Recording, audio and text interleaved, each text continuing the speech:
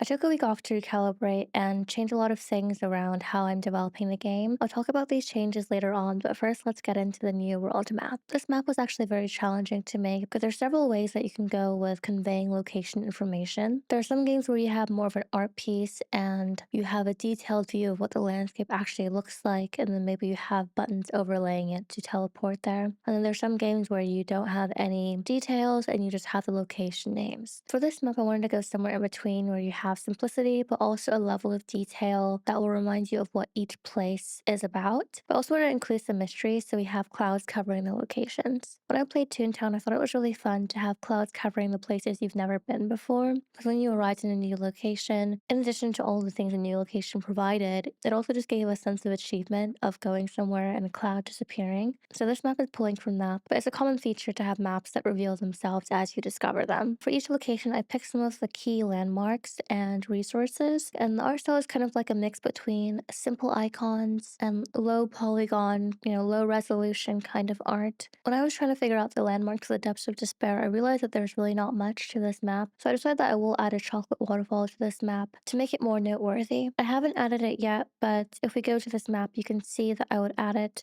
in the middle here, flowing down. And just for proof, as we go to each location, you can see that the location shows itself on the map. I've set it up such that you have the world name in the top left, and you'll eventually be able to select all of the worlds that you know once there are more. And in the top right, it shows you the number of teleport items you have left. I thought about making teleport stones, but I think you'll be on theme to have a food item that can take you different places and have special effects because it is a culinary game. In order to have these mushrooms, I've created a new currency system in the game. So before you had the coins and gems, but they're not in a reusable system. So I made a new currency system which will let you track the number of coins, gems, teleport shrooms you have, and I've also drawn the charms for revival.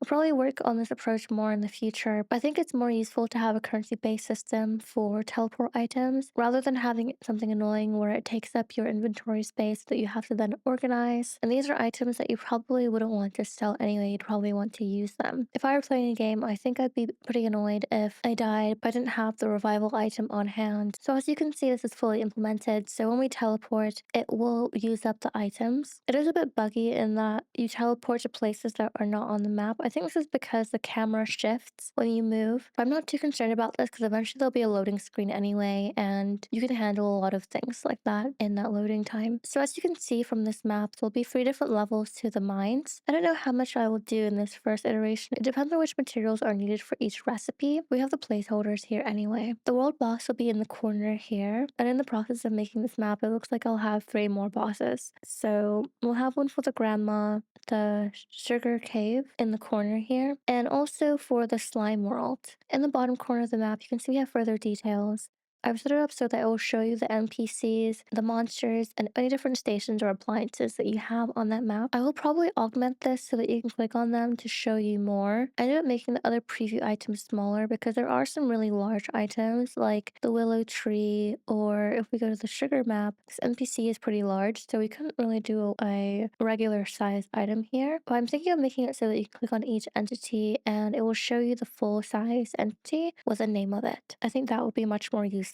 So yeah, there's the map, and you can see in the background I have given it a somewhat cookie theme without making it too obvious. It's something where if you look very closely, you'll be able to see it. But otherwise, you may not even know that it's there. Beyond the map, I also worked on fleshing out the inventory, so now you can see much more than just stats. You can also see information about the skills and what levels you've reached. I've also displayed each skill's relevant stats below, and I showed this before, but we have the currencies displayed. I might add further grouping in the future as the currencies expand, or have a different way of reflecting them. As we scroll down further, we can see new storage information. This area is the same as idle on in that it tracks all of the inventory and storage expansions that you've already used up. I'll probably make it so you can click on each item in the future. I've also implemented inventory and storage expansion. So if you hold down on the item, it will expand your inventory, and it will also tell you here that you've consumed it. I should probably make it a live update because you can see it as you're expanding it, and that is that for storage. As for the game development changes, if you saw my last video, you'll remember I wanted to add some more flexibility. While scheduling out every 2 weeks of work down to the hour and tracking the hours every single day has been effective, I do think that there are some great limitations to this approach. I think it makes it a lot harder to naturally regulate my stress levels or my desire to actually work on different things. And I think it also suppresses some of the enjoyment in development as well. For example, I may want to work on a small feature or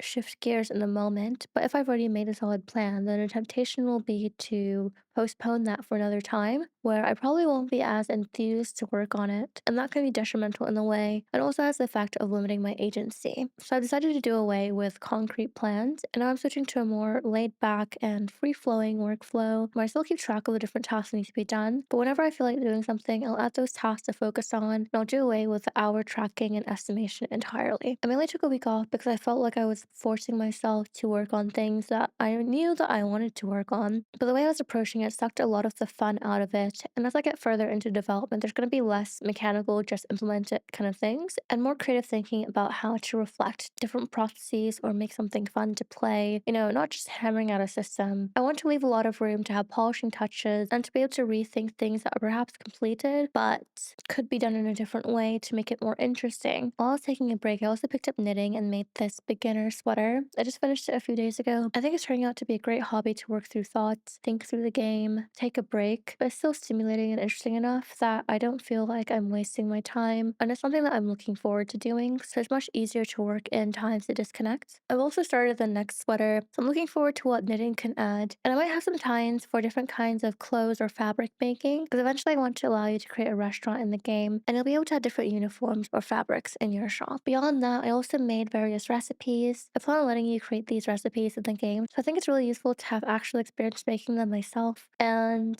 that kind of thing will be really useful as we get more into animating cooking recipes, which I'm planning on doing starting this week. So that's all for today. If you want to continue following these game development updates, feel free to subscribe, and I will see you next time.